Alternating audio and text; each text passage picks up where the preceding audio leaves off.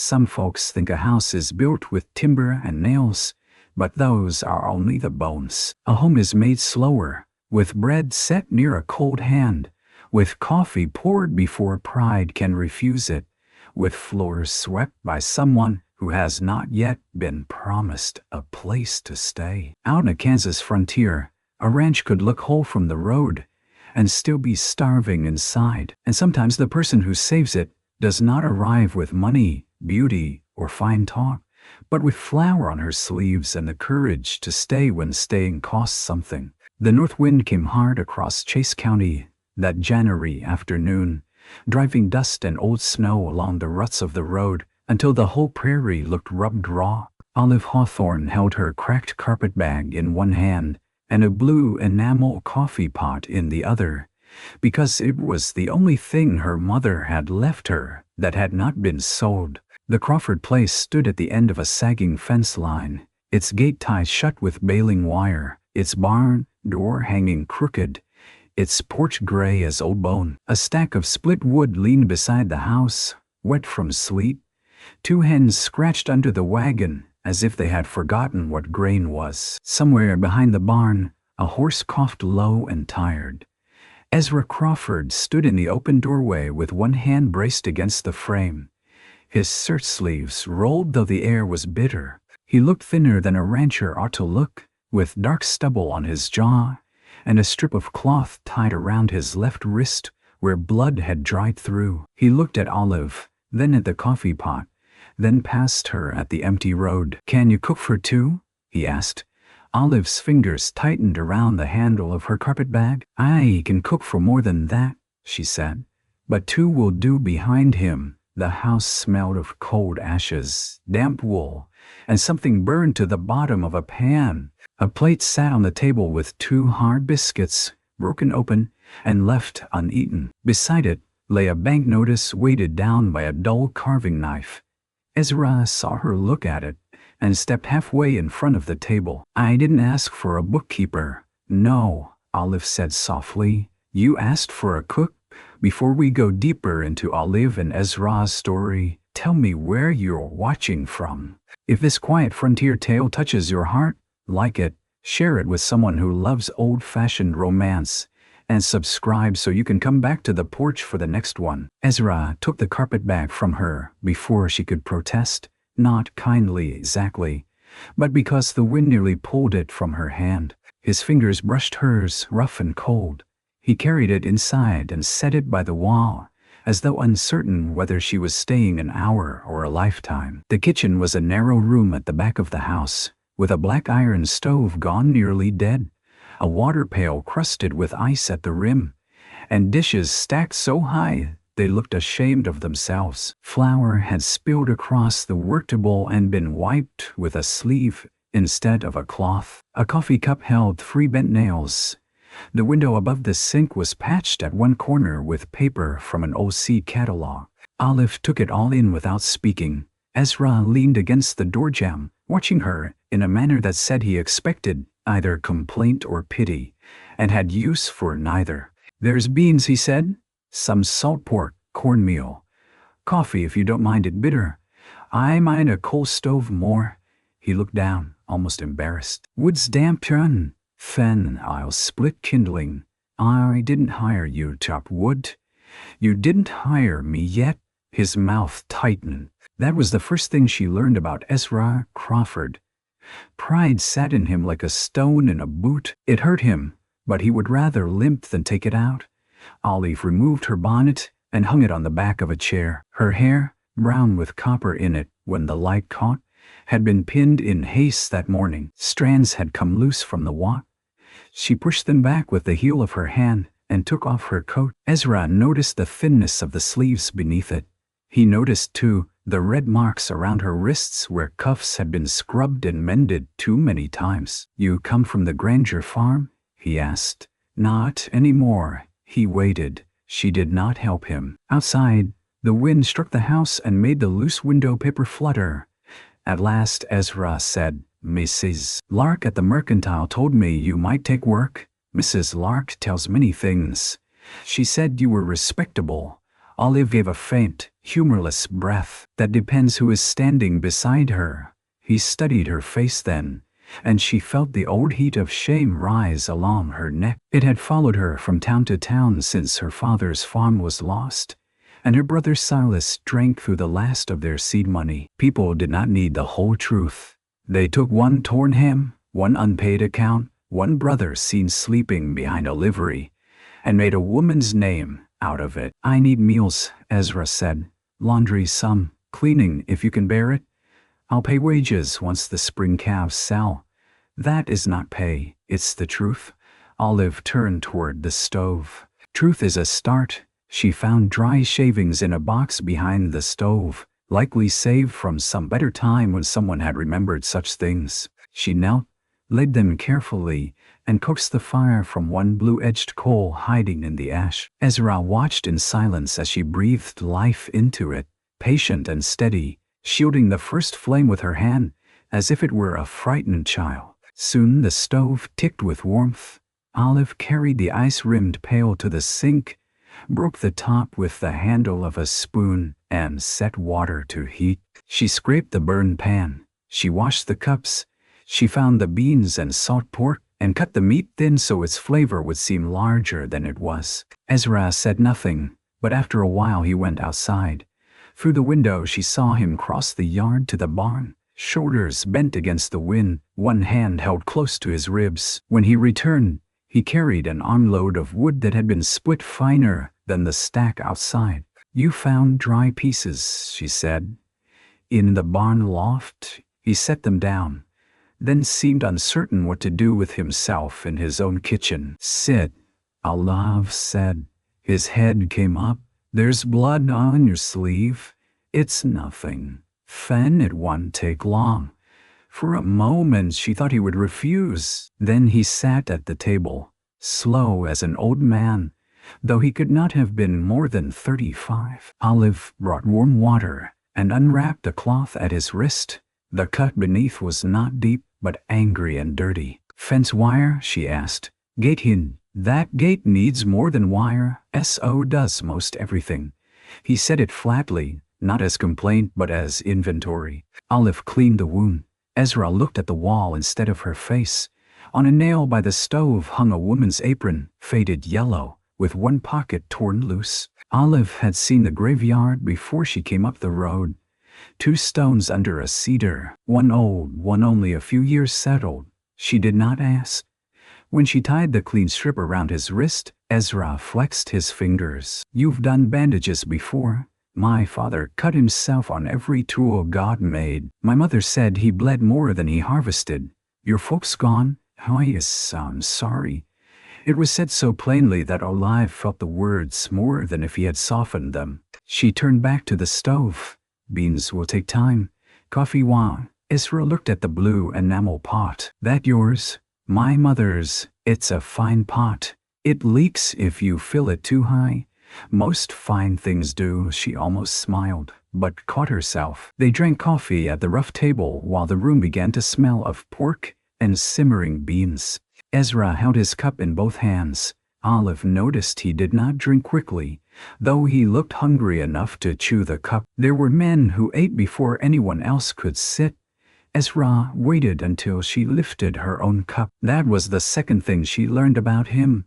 Hungry pride was still capable of manners. By sundown the kitchen had changed shape, not truly but enough. The dishes were washed and stacked, the ashes carried out.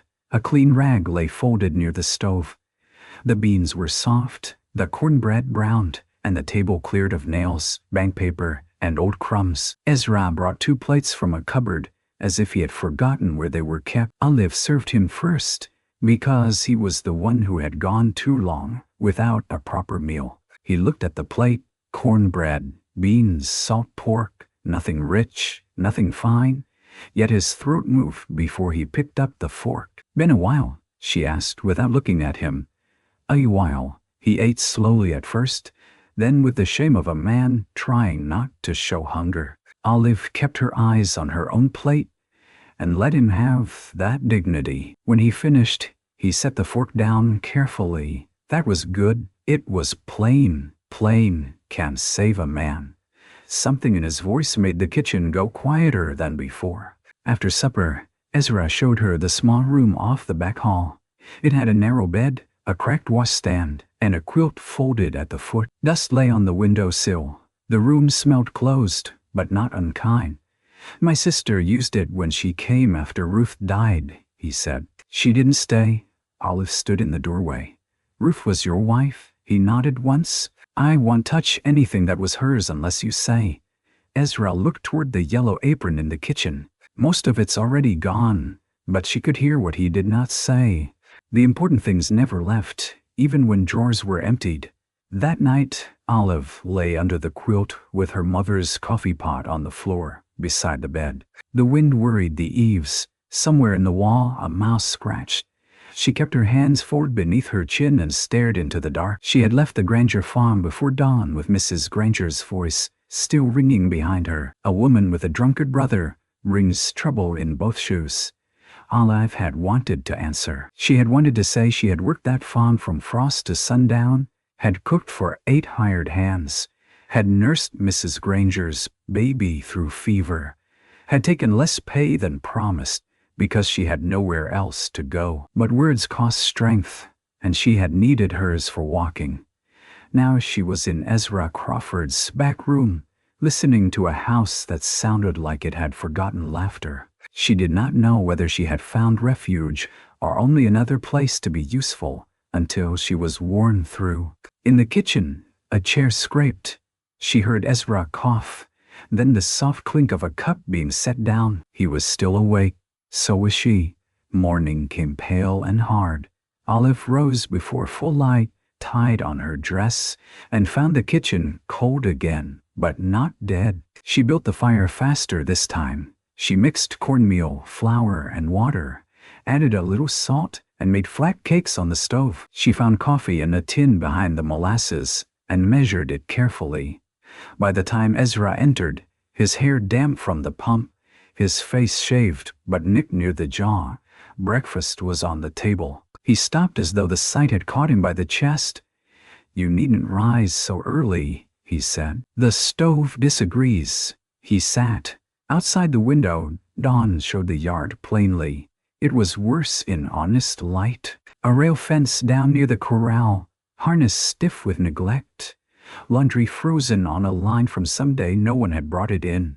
A wagon wheel leaning against the barn, like a man too tired to stand. Olive poured coffee. "What has to be done first?" she asked. Ezra looked toward the yard. "Everything." "That's not an order. That's despair." His eyes came to her. She held the pot above his cup. "What first?"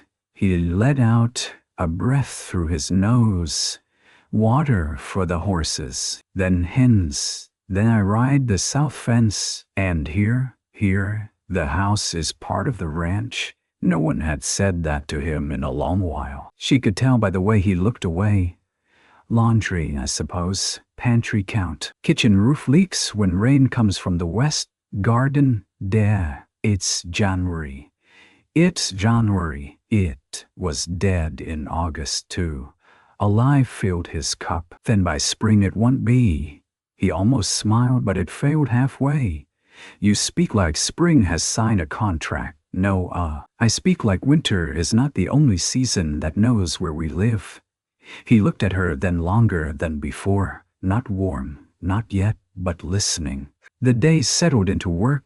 Olive did not float through the Crawford place like a gentle angel in a storybook. She worked until her back hurt and her fingers split. She hauled water when the pump handle stuck with frost. She soaked shirts in lye, scrubbed collars, and hung laundry where the sun could reach before the wind froze it stiff. She swept mouse droppings from the pantry and found 3 jars of peaches Ruth Crawford must have put up years ago. The fruit dark as amber, but still sealed. She cleaned one room and closed another. She did not touch the bedroom at the front of the house. Ezra's room, Ruth's room once. She passed it with her eyes ahead. The first week, Ezra ate what she set before him and said little. He left before sunrise and came back with mud to his knees, wire cuts on his hands, and that same closed look men get When they are counting trouble, they cannot afford. Olive learned his habits by the sounds he made. The porch board that groaned under his left boot, the way he hung his hat on the same peg every night, the soft grunt when he bent to remove his spurs. She kept coffee warm without comment. At first he did not seem to notice. Then one cold evening, after he returned from chasing a loose steer clear to the creek bed, he stood by the stove and held the cup she handed him. "You knew I'd be late." "I knew the sky did." He looked toward the window. Snow had begun to fall in thin dry needles. "You've been watching weather." "I've been living under it." He drank, and his shoulders lowered by the smallest measure. That was how trust first entered the Crawford house, not through confession, through coffee that had not boiled bitter. In town, people talked. Olive felt it the first time Ezra took her in the wagon to buy flour, lamp oil, and seed on credit. Cottonwood Falls was small enough that every curtain had an opinion. The mercantile bell rang above them, and Mrs. Lark looked up from measuring ribbon. "Well," she said, "Mr. Crawford, Miss Hawthorne." Olive heard the pause between their names. She had lived too long among women to miss the weight of a pause. Ezra set his list on the counter. "Need these?" Mrs. Lark smiled with her mouth only. "Of course. And will this go on your account?" "I'll settle after calving." The storekeeper, Mr. Lark, came from the back, rubbing his spectacles. "Your account is already stretched, Ezra." "I know what it is." Bank knows too. The air changed. A man near the Cracker Barrel shifted to listen better. Two town women examining thread lowered their voices just enough to be obvious. Olive stood still beside the pickle barrel, hands clasped around her reticule. She had known debt before. It had a smell like old paper and cold sweat. Mr. Lark glanced at her. Taking on help cost money. Ezra's jaw tightened. Olive stepped forward. A sack of flour cost less than a sick rancher." Mrs. Lark's eyebrows rose. "And seed costs less than buying every bean from town," Olive added. If the account is to be paid after calving, then the ranch has to last until calving." Mr. Lark looked at Ezra. "She speaks plain." "She does," Ezra said. His tone carried warning. The man by the Cracker Barrel chuckled. Farm girl got figures in her apron pocket. Ezra turned his head. "You got business with my account, Niles." The man's smile thinned. "Only remarking." "Remark quieter." No one laughed after that. Olive kept her eyes on the counter, but something warm and unwelcome moved in her chest. Not gratitude exactly. She did not like needing defense. But there was a difference between a man defending his pride and a man defending a woman's name. Ezra had done the second without making a show of it. On the ride home, the flour sack thumped at Olive's feet. The prairie rolled pale and endless beneath the winter sun. "You didn't have to speak in there," Ezra said. "Neither did you." He kept his eyes on the team. After a while he said, "Niles Yarrow wanted to buy my south pasture last fall." "Did you sell?" "No." "Will you have to?" The reins creaked in his hands. "If the spring calf crop fails, my bay." Olive looked out at the land, brown and sleeping. Why did he want it? Water. She remembered the creek bed beyond the barn, the one Ezra rode toward every other day. "Then don't sell it." A dry laugh left him. "That's simple." "No, but simple and easy aren't kin." He looked at her quickly, then back at the road. At the ranch, Olive carried flour inside while Ezra unloaded feed. That night she made biscuits with a careful hand, using less lard than she wanted and more patience than she felt. They ate with molasses from a chipped saucer. Ezra took one bite and closed his eyes for a second. Olive pretended not to see. February came wet. The roof leaked where Ezra had said it would, first in slow drops, then in a steady tap into a mixing bowl on the pantry floor. Olive moved sacks away from the damp and climbed onto a chair to press her palm against the ceiling stain. Ezra found her there and scowled. "Get down. I'm seeing where it comes through. You can see it from the floor. You can worry from there too, but you don't." The look he gave her should have been sharp, but it tired before it reached her. I'll mend it when the rain stops. It leaks while raining. Roofs are unreasonable that way. This time she smiled before she could stop herself. He saw it and looked almost startled.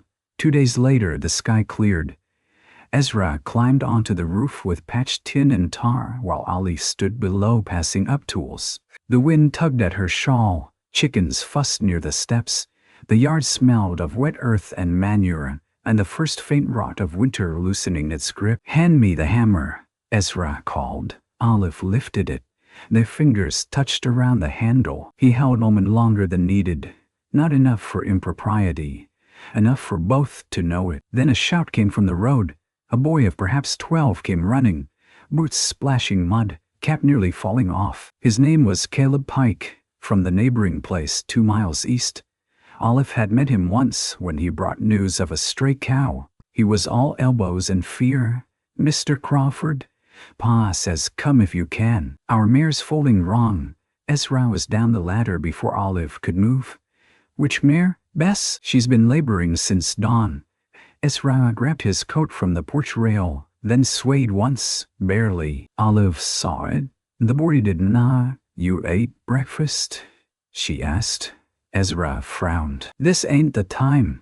"You didn't." He opened his mouth. Olive thrust 2 biscuits wrapped in cloth at his chest. "Then make it the time on the road." He took them, annoyed and grateful in the same breath. "I might be late. I'll keep supper back." He looked at her, rainwater still dripping from the brim of his hat. Something passed between them there beneath the repaired roof. A small domestic promise. Nothing more than food held warm. Nothing less than being expected home. He rode away with Caleb, and Olive watched until the 2 figures became dark stitches on the gray road. That night he returned near midnight, soaked, exhausted, carrying a smear of blood on his sleeve that was not his. "Full lived?" Olive asked from the stove. "Mare too." She set stew before him, thick with beans and the last of the salt pork. "Good?" He looked at the covered pot, at the lamp she had left, burning low, at the cup beside his plate. "You waited." "I said I'd keep supper." "That doesn't mean sitting awake." "It does, if I want to hear whether the mare lived." He lowered himself into the chair. He seemed too tired to guard his face. In the lamplight, she saw the hollows grief and labor had carved under his cheekbones. "My wife used to wait up," he said. Olive stilled. Ezra stared at the stew. "Ruth?" "She'd sit right there mending something that didn't need mending," said a man coming home to a dark house, starts believing he belongs to the dark. Olive sat across from him, hands folded. "She sounds wise. She was 17 when I married her. 19 when she knew more than I ever would." The stove popped softly. "She died in spring," he said. "Fever after losing the baby." Olive's throat tightened. Ezra pushed his spoon through the stew but did not lift it. After that, folks brought casseroles, pies, scripture, advice. Then they went home. I let the garden go first. Then the hens. Then the house. Didn't seem right, keeping things alive. Olive did not reach for him.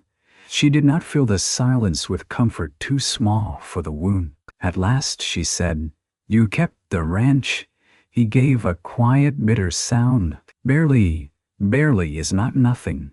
His eyes lifted to hers. It was the kind of line that said less than it meant, and because it did, he could bear it. He ate then, every bite. The next morning, Olive found a small wooden box on the kitchen table. Inside were seed packets, old but not ruined, beans, onions, carrots, marigolds. On top lay a folded note in a woman's hand. "For spring, if it comes early." Olive touched the paper lightly. Ezra came in from outside, saw the box open, and stopped. "I should have asked before looking," Olive said. "No," his voice was rough. "I left it there." She read the note again, then folded it carefully. "I can start them near the window," she said, "if you want." Ezra looked toward the frost-rimmed glass. "I don't know what I want. I can start them anyway." He nodded once and went back outside. So Olive filled shallow tins with soil warm near the stove. She planted seeds under the kitchen window and set Ruth Crawford's note beneath the blue coffee pot, so it would not be lost. For days nothing happened. Then one morning, Green appeared, impossibly small and brave, pushing through black dirt while snow still lay in the fence corners. Ezra saw it when he came in for breakfast. He stood over the tins and did not speak. Olive placed biscuits on the table. Onions first. He touched one sprout with the back of his knuckle, as gently as if it were a sleeping child. Ruth never could get onions started. Then she chose the right woman to leave them to. The words came before Olive thought better of them. Ezra looked at her. For a moment, the room held its breath. Then he said quietly, "Maybe she did." The days lengthened. Olive learned the ranch ledger because no one else had the patience to make sense of it. Ezra resisted at first. "I didn't ask you to carry my debts. No, but I cook in their shadow." He handed her the ledger after supper one night with the expression of a man passing over a loaded pistol. She opened it on the table. The pages smelled of dust and old ink. Figures marched down in columns, some neat, some crossed out, some abandoned halfway. She saw what he owed the bank, what he owed Lark, what repairs had been delayed too long, what feed had cost, what calf sales might bring if weather, sickness, and God all behaved. "You keep good records until October," she said. "Ruth died in October 3 years ago." Olive closed her mouth. Ezra leaned back. "After that I wrote numbers when I had to." She turned a page. Tucked between two sheets was a pressed flower, brown and fragile. He reached for it quickly, then stopped himself. Olive did not touch it. "I'll leave that page." He nodded. They worked the figures together. Olive trimmed waste where she could. More beans, fewer purchases, soap made at home, eggs to sell once the hens strengthened, laundry mended instead of replaced, a kitchen garden in spring. She suggested taking in washing from 2 bachelor hands at the Pike place. Ezra stared at her. "I want have you scrubbing for other men to pay my note." "You already have me scrubbing for you." "That's different." "How?" His jaw flexed. Olive leaned forward. "Pride does not pay interest, Mr. Crawford." "Ezra," he said. She blinked. He looked at the ledger, not at her. "You're going to scold me over my own table." "You might as well use Ezra." Something in her softened, then steadied. "Then you might call me Olive." "I do. Mostly you say nothing. That's safer." "For whom?" He looked at her then, and the lamplight lay warm across his tired face. "For me, I suspect." She should have looked away first. She did not.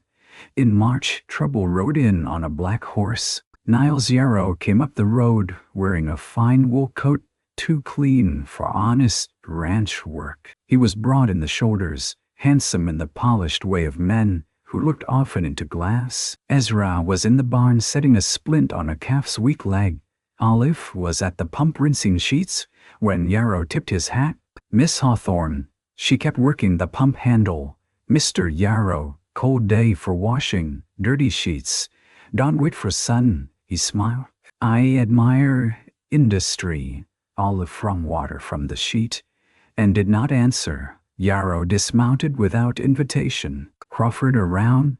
"In the barn." "I'll wait." He stepped onto the porch and looked over the yard with satisfaction disguised as concern. "Place is looking better." Olive lifted the sheet to the line. "It is better. Work of your hands, I hear." "Ezra's too." Yarrow chuckled. "Ezra's good at cattle. Not much else since Ruth passed." Olive pinned the sheet. The wind snapped it between them. "Men grieve different," she said. "Some drown. Some sell before drowning." His gaze moved toward the south pasture. "He should have taken my offer. Perhaps he did not want your rope around his throat." The smile left Yarrow's face. Before he could answer, Ezra came from the barn, wiping his hands on a rag. "Niles Crawford." Yarrow removed folded papers from his coat. "Banknote comes due first week of April." "Ah, I know the date. I spoke with Mr. Bellamy yesterday. He's uneasy." "That your business?" It can be. I'm prepared to buy the south pasture now, cash enough to settle your note and leave you breathing room. Ezra stood very still. Olive kept her hands on the clothespin basket. Yarrow glanced at her. A man with a woman in the house ought to think practical. Ezra's voice dropped. Careful. I meant no insult. You rarely mean anything else. Yarrow's eyes hardened. You'll lose it all by summer. Then'll lose it standing. Yarrow folded the papers and tucked them away. Standing looks noble until the auctioneer starts calling. He mounted and rode off, leaving hoofprints deep in the tawing mud. Ezra watched him go. The sheet on the line cracked in the wind between him and Olive. Bank's due sooner than you said, she said. I know. Why didn't you tell me? His face closed. Because it isn't yours to fear. She picked up the basket. I sleep under this roof. You can leave it. The words struck harder than he meant. She saw regret move through him the moment after, but pride held his mouth shut. Olive nodded. Yes, I can. She carried the basket inside. For the rest of that day they spoke only of chores. Supper was fried potatoes, beans, and coffee. Ezra ate little.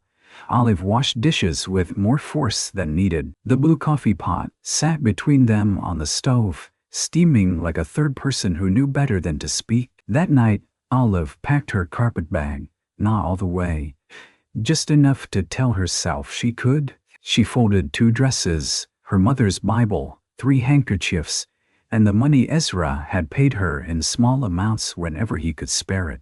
$12.40. Not enough to begin again. Enough to leave before being told twice. She sat on the bed until the lamp burned low. A knock came at the doorframe. She looked up.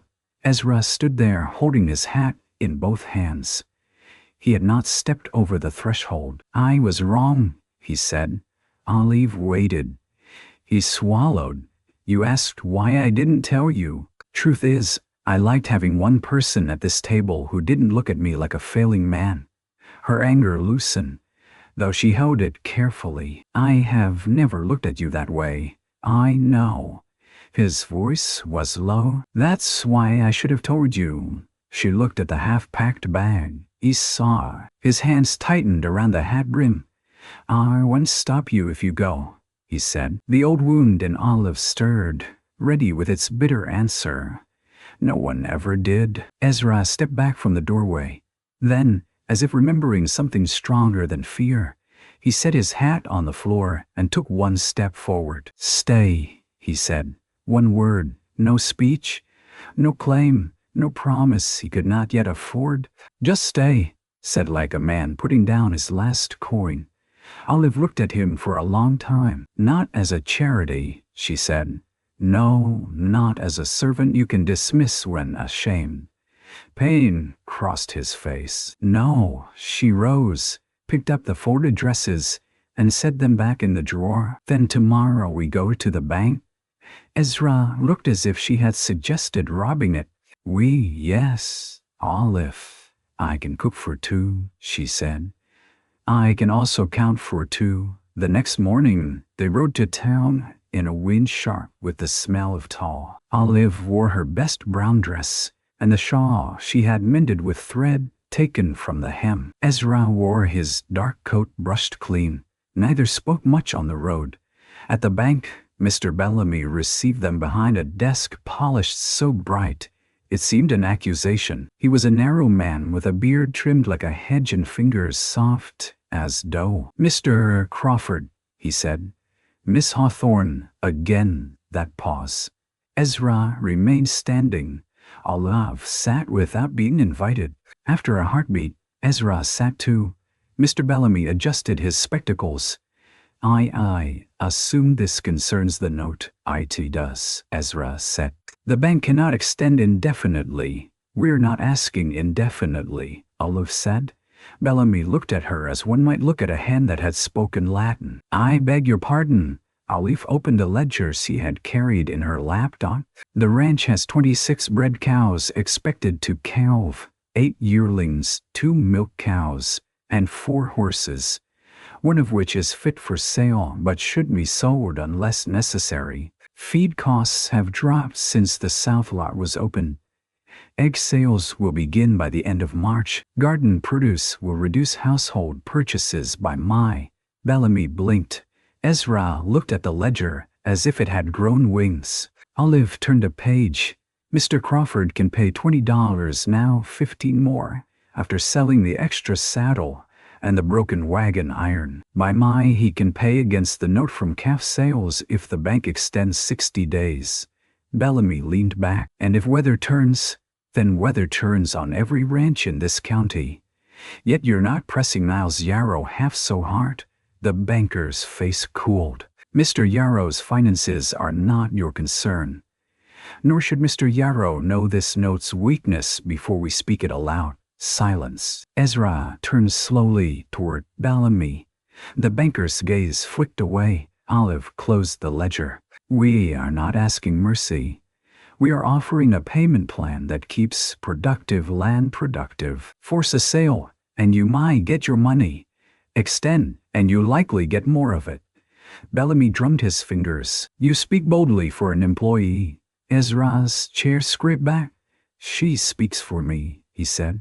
Olive's heart gave one heartbeat. Bellamy looked between them. At last he said, $20 today, 15 within 2 weeks, 60 days after that, with interest. Ezra's jaw tightened at the interest, but Olive touched one finger to the ledger, not his hand, not quite, a warning and a plea. Ezra nodded. Dawn outside. The street was loud with wagon wheels, distant church bells, and a dog barking near the livery. Olive stood on the bank steps and let the air into her lungs. Ezra came beside her. You were fierce in there. I was accurate. You were both. She looked at him then. There was something open in his face she had not seen before. Respect, yes. Gratitude, yes. But also wonder.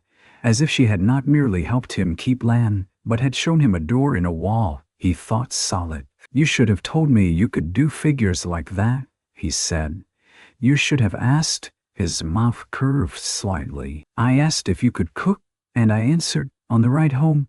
Ezra stopped at the mercantile. Olive stayed in the wagon, but through the window she saw him speak to Mr. Lark and place coins on the counter. When he came out, he carried a small brown packet. He handed it to her. What is it? Garden seed? We have seed, fresh seed.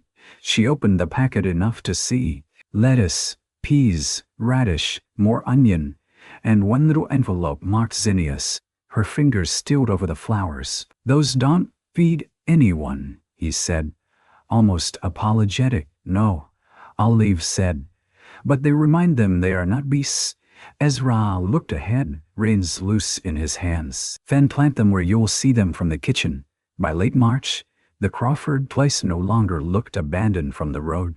The gate hung straight on new hinges.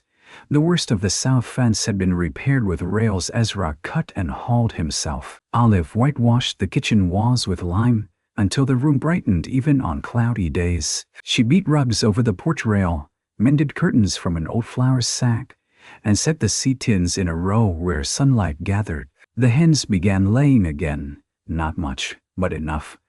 Olive carried eggs to town every Saturday in a basket lined with cloth. Some women still whispered.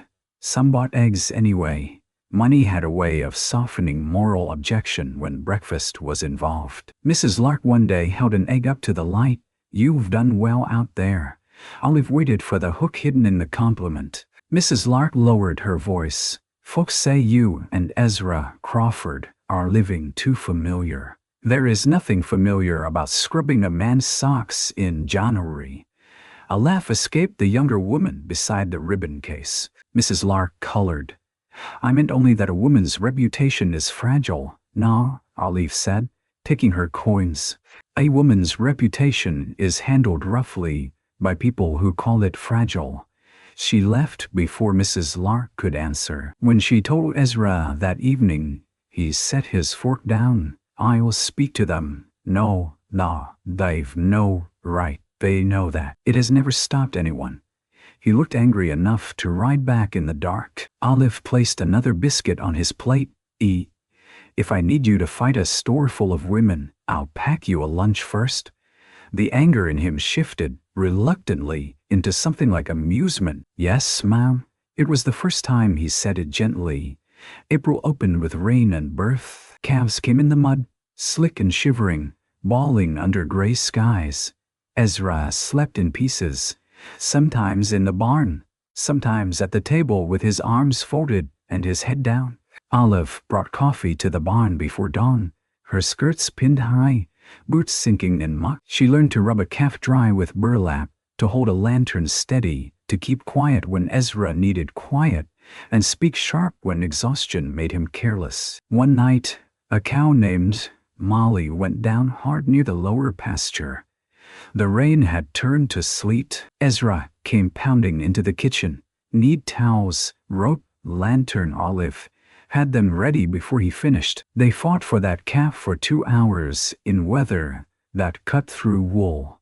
Ezra worked with his jaw clenched, sleeves soaked, hands red to the wrist.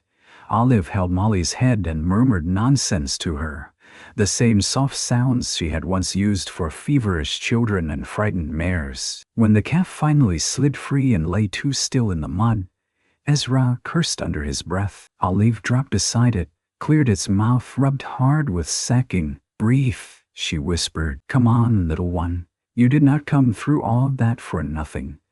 Ezra knelt across from her, his hand moving beside hers. The calf jerked, then sneezed, then gave the smallest offended baw either of them had ever heard. Olive laughed once, breathless and near tears.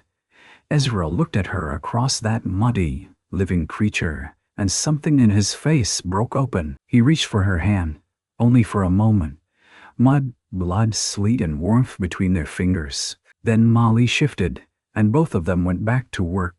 By the time they returned to the house, Olive's teeth were chattering so hard she could not untie her shawl. Ezra shut the door against the storm, took one look at her hands, and moved without asking. He pulled a chair near the stove, knelt, and unlaced her boots.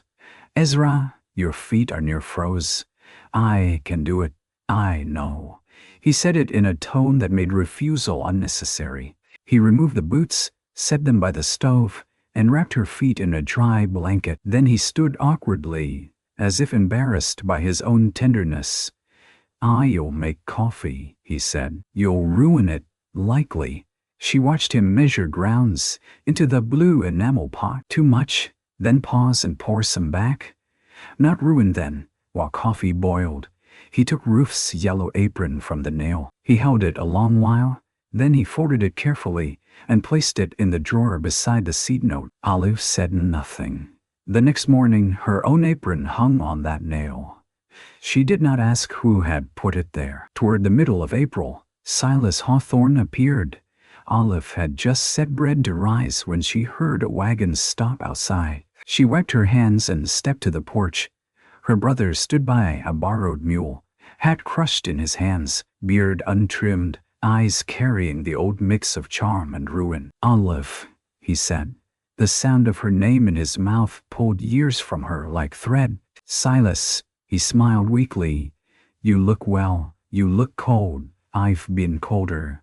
Ezra came from the barn, saw Olive's face, and slowed. Silas noticed him and straightened too late. Mr. Crawford, I suppose.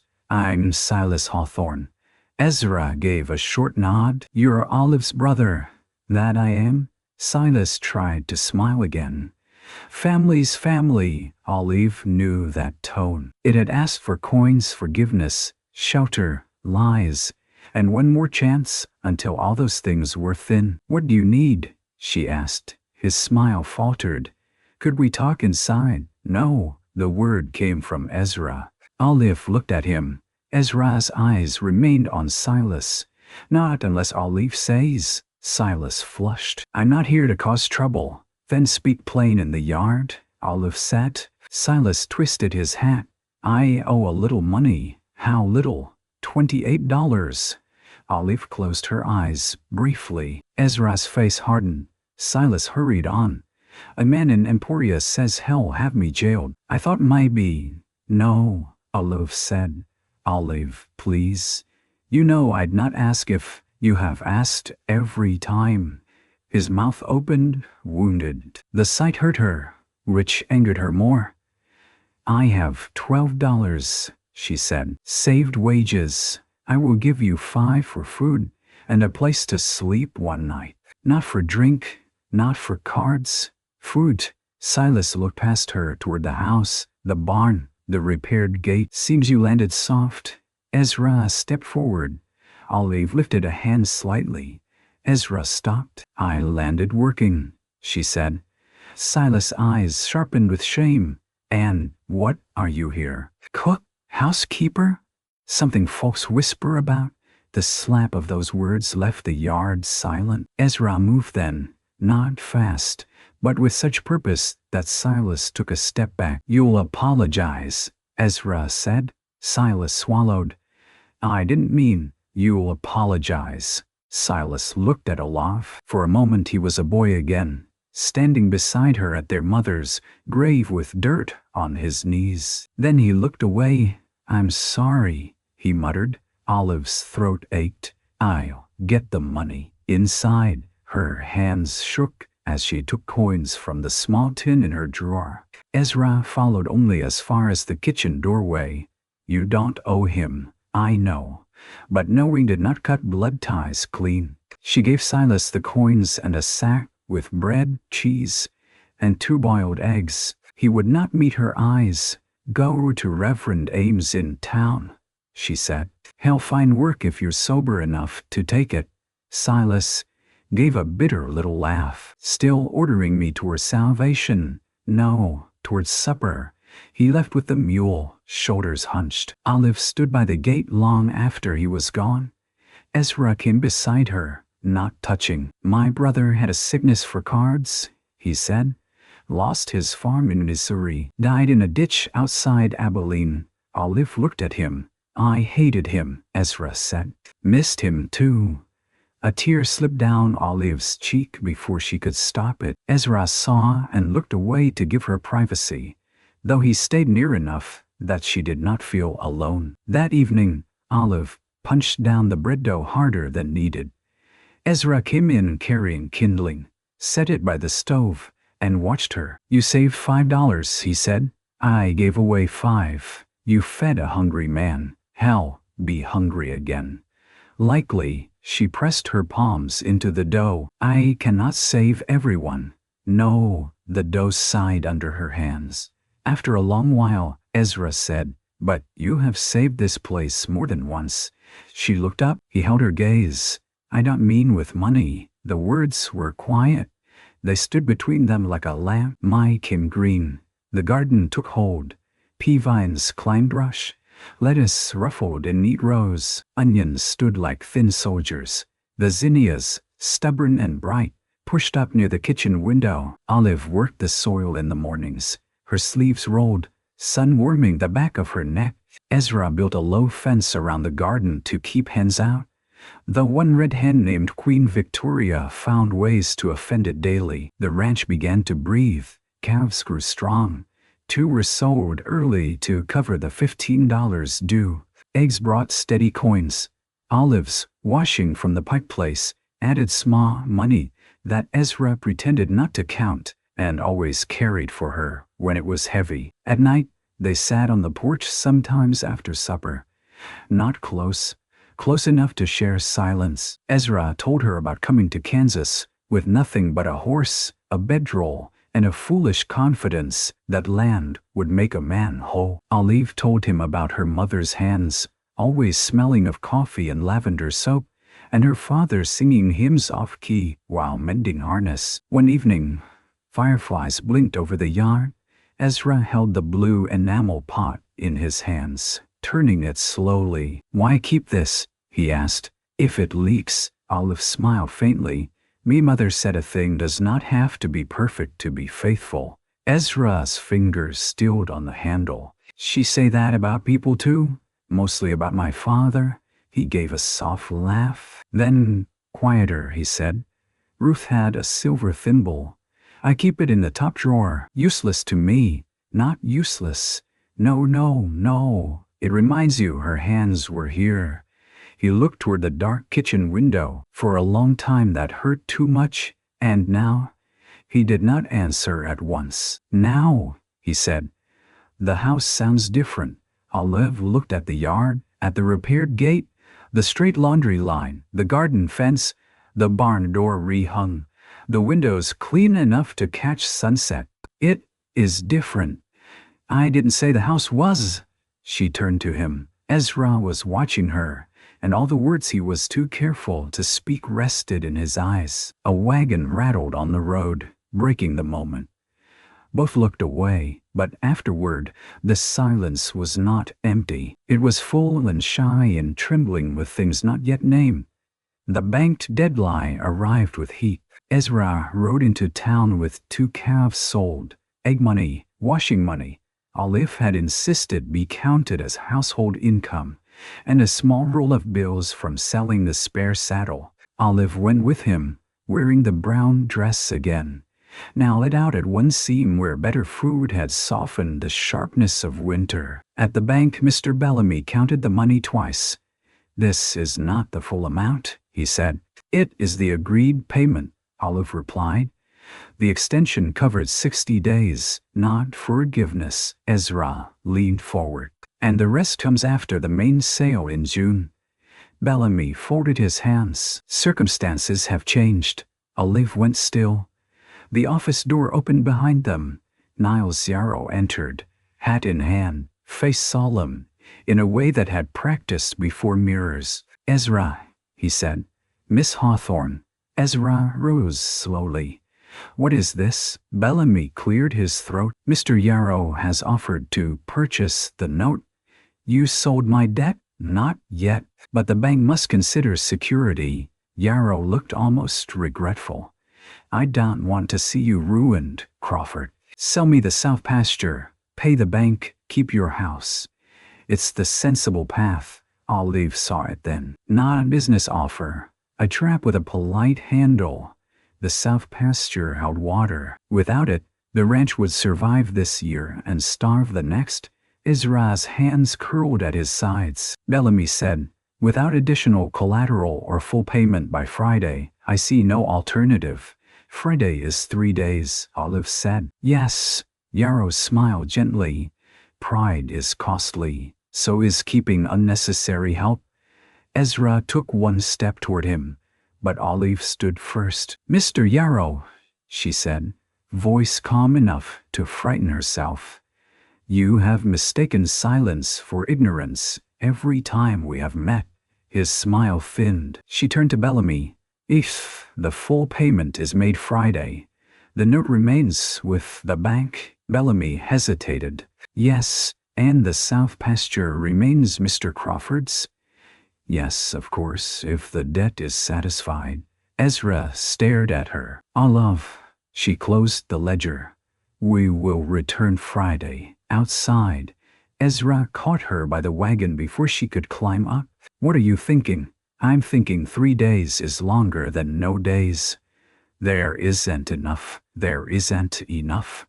There might be. He shook his head. I won't have you beg. I don't beg. I won't have you sell your mother's pot.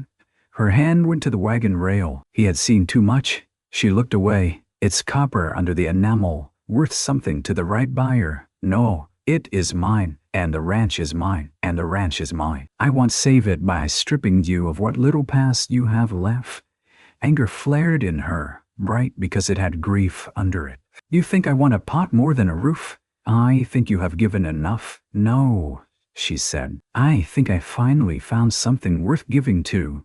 The words stunned them both. Ezra's face changed, but before he could speak, church bells began ringing noon, loud and ordinary, while the world beneath them shifted. They rode home without finishing the quarrel. On Wednesday, Olive baked. She baked before dawn until the kitchen windows fogged.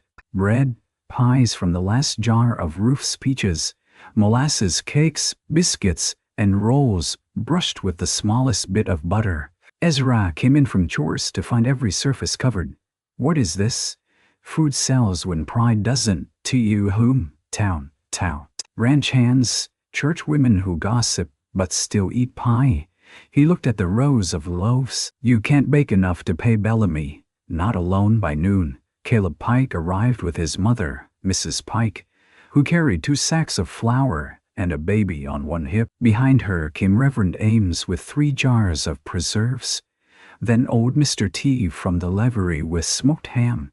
Then Mrs. Lark, stiff-backed and red-cheeked, holding a basket of apples. Olive stood on the porch, astonished. Mrs. Pike took off her bonnet. You helped save our mare? Mr. T shrugged. Ezra pulled my boy from a creek 5 years ago. Never let me pay. Mrs. Lark would not quite meet Olive's eyes. Your eggs are better than mine. Reverend Ames smiled. And I hear your coffee keeps men from turning savage. Ezra stood behind Olive, silent. Then Mrs. Lark stepped closer and said, Lower. I spoke poorly, not always aloud, but enough. I'm sorry. Olive felt the apology land somewhere deep and sore. Thank you, she said. The Crawford kitchen became a place of flour, heat, and purpose. Women rolled dough, men split wood, repaired the wagon bed, and carried finished goods to town. Ezra moved among them awkwardly at first, as if unused to help that did not pity him. Olive erected with calm authority, sleeves dusted white, cheeks flushed from the stove. Ezra, more kindling, he brought it. Caleb, mind those pies? Yes, ma'am, Mrs. Lark. The molasses cakes need wrapping. They do indeed. By Thursday evening, the sale had become more than baking. Mr. Teague bought the spare wagon iron at fair price. Reverend Ames found a buyer for 2 young roosters. Mrs. Pike paid early for a month of washing. Even Silas appeared near sundown, sober, hollow-eyed, carrying a small pouch. Olive froze when she saw him. He held out the pouch.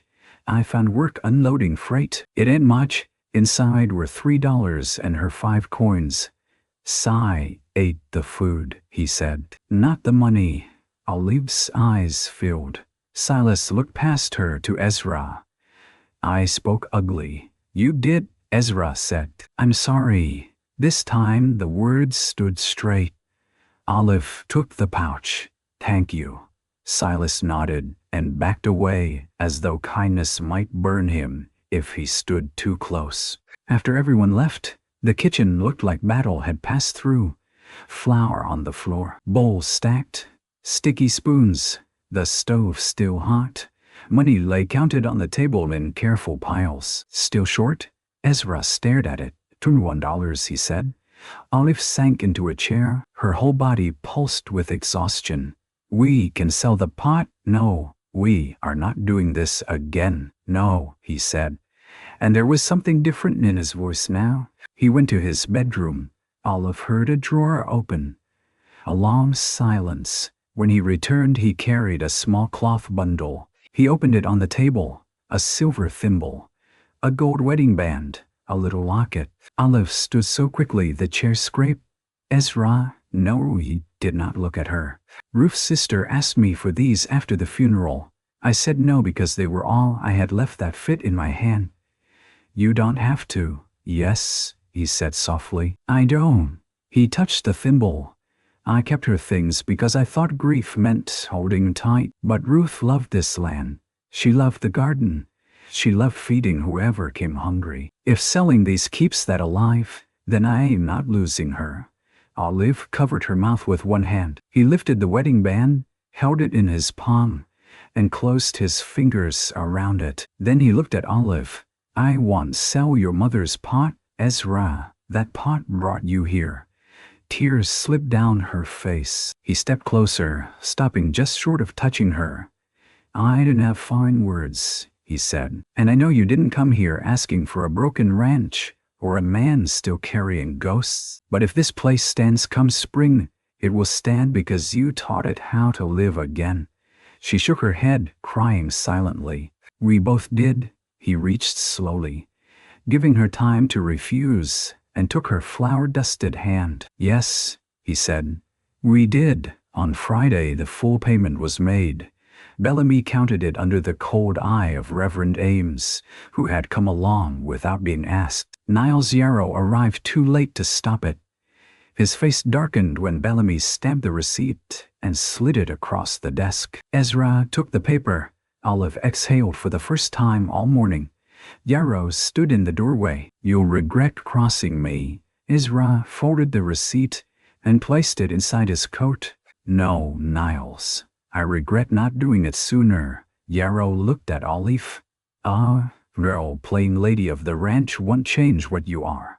Ezra turned, but Olive touched his arm. She faced Yarrow herself. "What I am," she said, "is the woman who cooked for two when there was barely food for one. I washed the dishes you mocked, planted the garden you did not see, counted the debt you tried to steal, and stood beside the man whose land you wanted. If that is plain lady of the ranch, then I will play it until the roof shines." A hush fell over the bank. Reverend Ames coughed once into his hand, though his eyes smiled. Ezra looked at Olive with such fierce tenderness that her knees nearly forgot their duty. Yarrow left without another word. By the time Ezra and Olive stepped outside, half the town seemed to know. Mrs. Lark came from the mercantile and called across the street, "Miss Hawthorne." Olive turned. Mrs. Lark lifted one hand. "I've fresh sugar in, if your kitchen has need." Olive smiled. "My kitchen always has need." Ezra helped her into the wagon. As they rode home, the prairie lay wide and sunlit, green beginning to show along the low places. Meadowlarks sang on fence posts. The team moved easy. Olive held the bank receipt in her lap as though it were a warm loaf. At the ranch, Ezra stopped the wagon by the repaired gate. "Wait here," he said. He climbed down, opened the gate, then came back and held out his hand. Olive looked at it. "What are you doing? Bringing you home proper." She placed her hand in his and stepped down. They walked through the gate together, not as employer and cook, not as two lonely people pretending work was all that tied them, not yet with vows spoken before a church, but with every board, fence rail, seed row, and supper behind them saying what their mouths had been slow to learn. Spring settled fully over the Crawford Ranch. The garden thickened. Zinnias bloomed in red, orange, and yellow beneath the kitchen window. The hens grew fat and disagreeable. Cows kicked up their heels in the pasture. The barn door swung true. The laundry line snapped clean sheets in the wind. On the porch, Ezra fixed the loose board that had groaned under his boot all winter, then looked almost sorry to silence it. Olive laughed when she noticed. "You'll miss that sound. I knew where I was by it." "You still know?"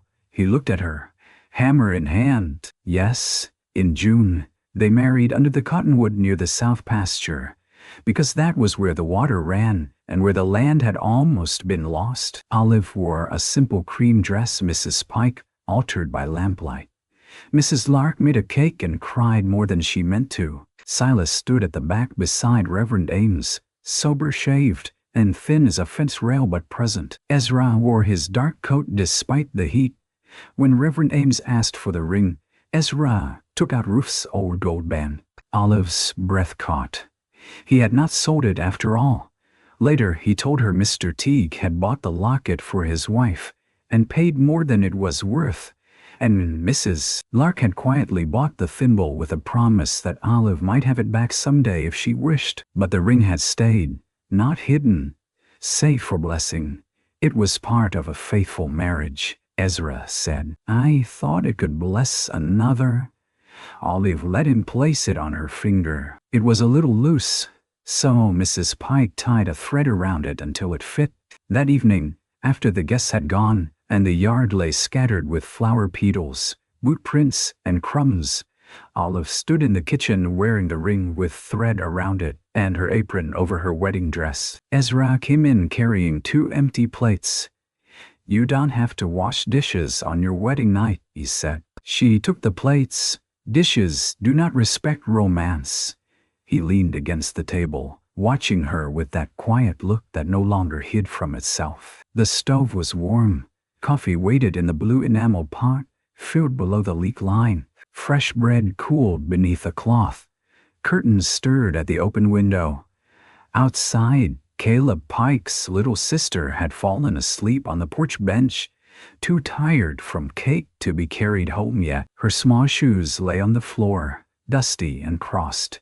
Ezra came behind Olive, not touching until she leaned back the smallest bit. Then his hands settled gently at her waist.